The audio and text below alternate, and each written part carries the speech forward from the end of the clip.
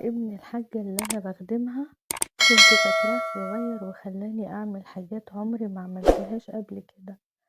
قبل ما تسمع القصة اعمل إعجاب للفيديو واشتراك في القناة.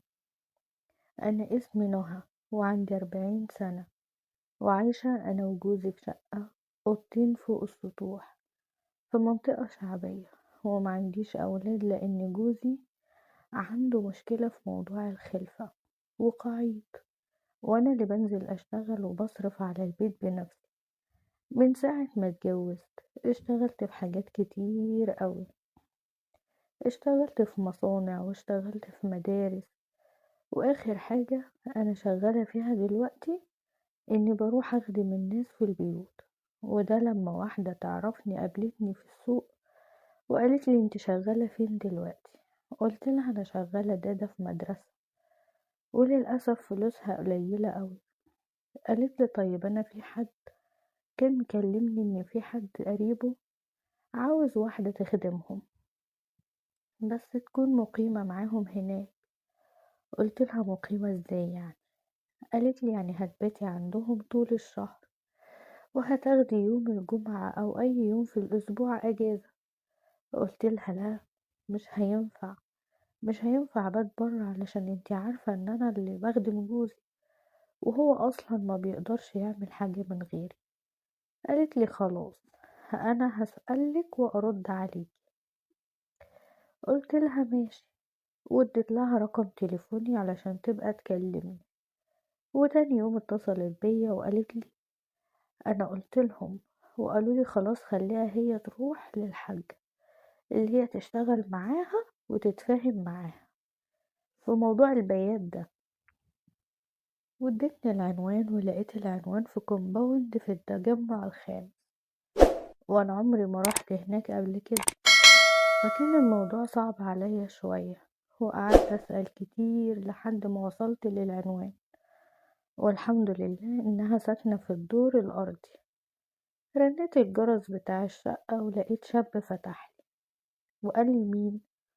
قلت له بس قول للحاجة الست اللي جاية علشان تشتغل هي اللي واقفة على الباب دلوقتي. دخل وقال لها وقالت له خليها تدخل. دخلت لها واتكلمت معاها وقالت لي أنا عاوزة واحدة تكون مقيمة معايا هنا وهتاخدي يوم أجازة في الأسبوع.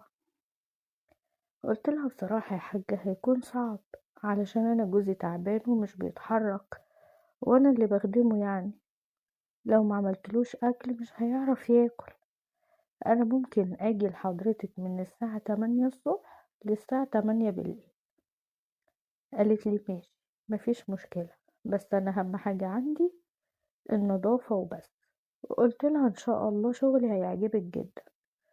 وقالت لي أنا هاخد في الشهر فلوس قد اللي أنا باخدها في المدرسة 3 مرات.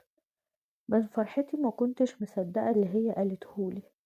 وقالت لي إن هي جوزها متوفي ومعاها ابنها الشاب ده اللي هو فتحلي، عنده حوالي 24 سنة، هو اللي عايش معاها وعنده شقته في الدور اللي فوقيها بس لسه ما اتجوز. وقالت لي بيبقى معظم الوقت بره مع أصحابه علشان انتي تبقي واخدة راحتك. قلت لها تمام. بدأت معاها شغل أول يوم، وبصراحة بتعاملني معاملة وكأني بنتها مش كأني واحدة شغالة عندها خالص. وأنا بصراحة كنت بشتغل بضمير جدا كأنها شقتي. كنت كمان بعمل لهم الأكل وكانت بتديني منه وأروح بيه لجوزي، ودي كانت حاجة مفرحاني جدا. بس اللي كان مضايقني في الموضوع كله هو ابنها. أول ما اشتغلت تقريبا أنا ما كنتش بشوفه لأنه كان بيكون خارج طول اليوم مع أصحابه وكده، بس بيرجع بالليل بعد ما أنا بمشي. إنما في آخر فترة دي بدأ يكون موجود معانا في الشقة، والمشكلة إنه كل شوية يطلب مني أعمله شاي وقهوة، ده غير السجاير اللي هو بيشربها اللي ما بكونش طايقة ريحتها. بس بحاول أعمل نفسي يعني مش متضايقة ولا حاجة، يعني على قد ما أقدر علشان أحافظ على الشغلانة دي، لأني فعلا مش هلاقي زيها أبدا. لحد ما بدأت ألاحظ حاجات غريبة من ابنها. لو أنا مثلا شغالة وهو قاعد، لما بكون مدياله من جنبه كده بحس إن هو بيتفرج على جسمي، وقلت يمكن أنا متهيألي ومحطتش في دماغي، لحد ما لقيته بدأ يتكلم معايا ويحكيلي عن مشاكله مع أصحابه ومشاكله مع والدته في البيت، ولقيته بيدخلني في تفاصيل حياته، وأنا كنت بسمع من هنا وبقوله اصبر وإن شاء الله الدنيا هتبقى أحسن، المهم انت ما تضايقش نفسك وكده. ولقيته بيقولي هو انت ما عندكيش مشاكل؟ تقريبا لأول مرة في حياتي ألاقي حد عاوز يسمعني ويسمع مشاكلي، ولقيتني بحكيله على حياتي كلها تقريبا من أول ما اتولدت لحد ما جيت اشتغلت عندهم. حسيت إني صعبت عليه، وقال لي يعني أنا المشاكل اللي عندي دي تعتبر ولا حاجة من المشاكل بتاعتك. كل ده طبعا وكانت الحاجة وقتها نايمة، لأنها لو كانت شافتنا واحنا بنتكلم كل ده مع بعض وانا مش بشتغل كانت ممكن تقولي حاجة تضايقني، وتقريبا بقينا أصحاب أنا وهو برغم فرق السن اللي بينا. وبقينا لما تكون الحاجة أمه نايمة نقعد نتكلم مع بعض، حتى هو قلل خروجاته مع أصحابه، وتقريبا بقى يجي يقعد معايا لحد ما في يوم لقيته بيقولي أنا الشقة عندي فوق مكركبة خالص ومش نظيفة ومحدش بيعملها لي، فايه رأيك تعمليها لي؟ قلت له طيب نقول للحاجة وانا عنيا ليك، اكيد مش هتأخر عنك. قال لي لا مش لازم تقولي لها، وحساب الشقة هيكون عندي، انا اللي هحاسبك عليها. قلت له طب ازاي؟ قال لي بعد ما تخلصي هنا وقبل ما تمشي تطلعي فوق وتعمليها في ساعتين وتبقي تمشي. قلت له طيب انا عاوزة اشوفها الاول علشان اشوف هتاخد مني وقت قد ايه. قال لي ماشي انا هطلع افتحها وانت اطلعي على طول ورايا وابقي بصي عليها. قلت له خلاص ماشي، وراح طالع فوق وانا دخلت ناحية اوضة الحاجة اتأكد ان هي نايمة علشان ما تصحاش وما تلاقينيش. اول ما لقيتها نايمة رحت طالعة بسرعة وراه، ولقيته فاتح باب الشقة، رحت دخلت وقفلت الباب ورايا، لقيت الشقة مكركبة خالص. قلت له هو مفيش حد بيعمل الشقة دي خالص؟ قال لي لا. قلت له طيب دي عمرها ما هتاخد ساعتين، دي عاوزة على الأقل يوم كامل لوحده. ورحنا نازلين، قلت له صعب قوي وتتعمل في ساعتين، دي عاوزة دي يعني يوم، وانت عارف ان انا مش بكون فاضية خالص، فانت ايه رأيك نقول عليها للحاجة واطلع اعملها لك، ومش هتاخد كمان فلوس عليها بما اني شغالة عندكم يعني. قال لي لا شقتي وانا اللي هحاسب عليها. قال لي طيب ايه رأيك بعد ما تخلصي عند ماما تطلعي وتعمليها براحتك، ان شاء الله تخلصيها الصبح وبعد كده تبقي تنزلي لماما كأنك انت جاية من بيتك.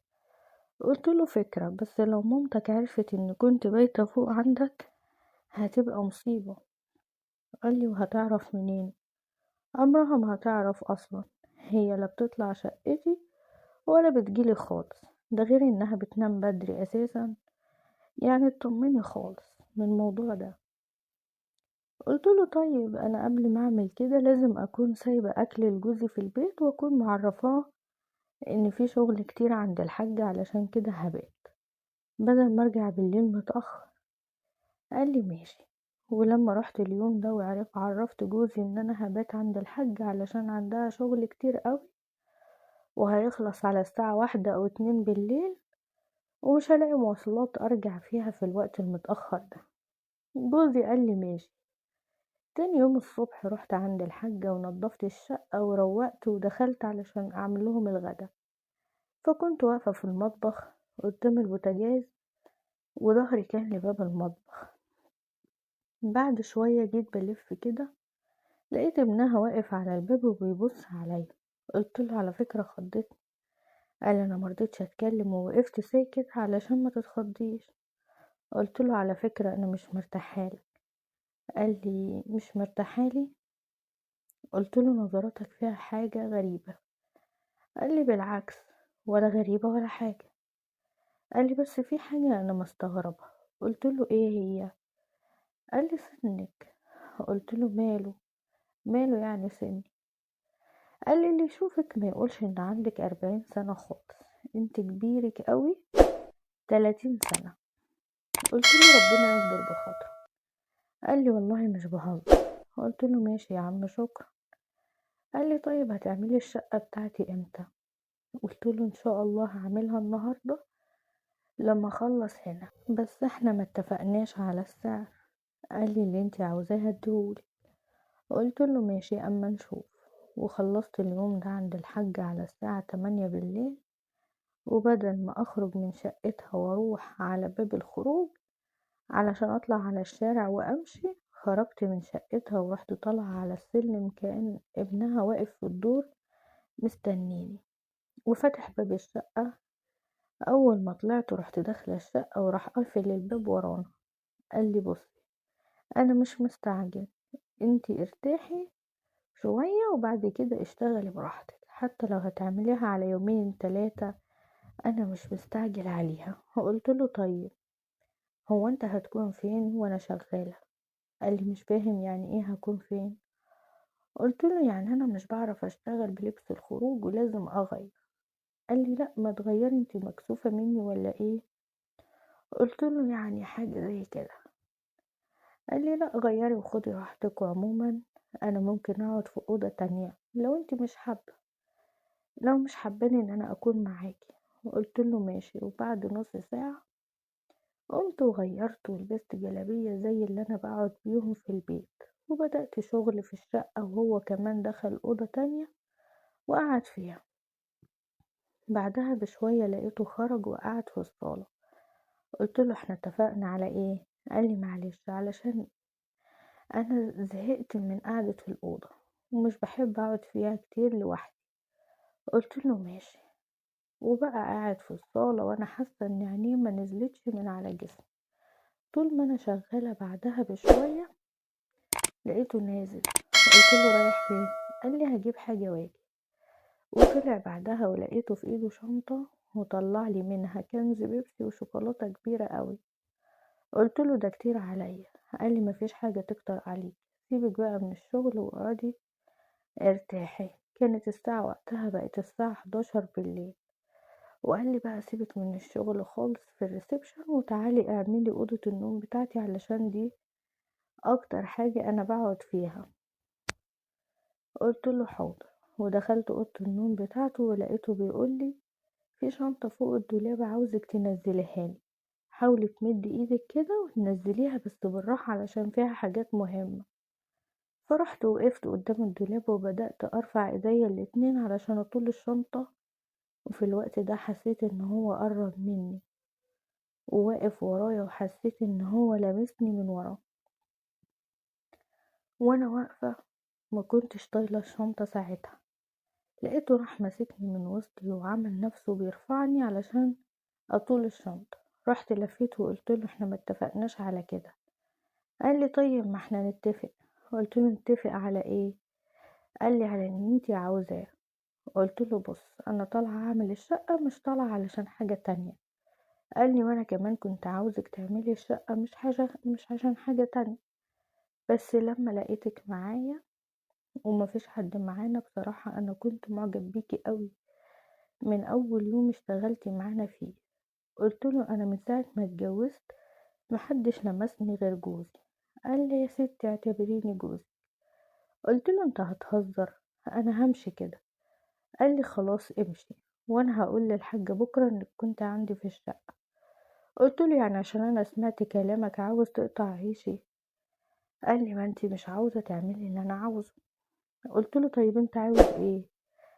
قال لي ننام سوا. قلت له صعب والموضوع مش بالعافية وانت لسه صغير على حاجة زي كده. لقيته ضحك ضحكة غريبة قوي وقال لي صغير؟ طيب تعالي نجرب ونشوف. وفي الوقت ده انا خفت عيشي يتقطع من المكان وقلت خلاص هخليه يعمل كده النهاردة، ولما الصبح يطلع انا مش هطلع عنده تاني علشان احافظ على اكل عيشي. بس الغريب الليلة اللي قضيتها معاه حسيت انها ليلة دخلتي. انا بقالي اكتر من 15 سنة متجوزة، وانا ما حسيتش بمتعة وراحة زي اللي حسيتها معاه، وما كنتش اتخيل انه يعمل فيا كده ويوصلني للمتعة دي، مع انه اصغر مني بكتير. بس معرفش ايه السر في كده. انا تقريبا حبيته جدا وهو نايم معايا من كتر اللي حسيته منه. حسيت اني خلاص كان هيغمى عليا، لانه كان بيتعامل معايا بعنف قوي، وانا عمري ما اتعودت ولا حسيت بحاجة زي كده قبل كده من جوزي. ونمنا حوالي ساعتين مع بعض، وبعد ما خلص قلت له حرام عليكي، انا حاسة ان انا مش قادرة امشي على رجلي. قال لي مش كنتي بتقولي عليا صغير؟ قلت له حقك عليا، انا اللي صغيرة. قام داخل الحمام واستحمى، وانا كمان دخلت استحميت ولبست هدومي، وكانت الساعة وقتها جت الساعة 4 الفجر. وقلت له انا هنام كام ساعة قبل ما انزل عند مامتك علشان اقدر اكمل اليوم.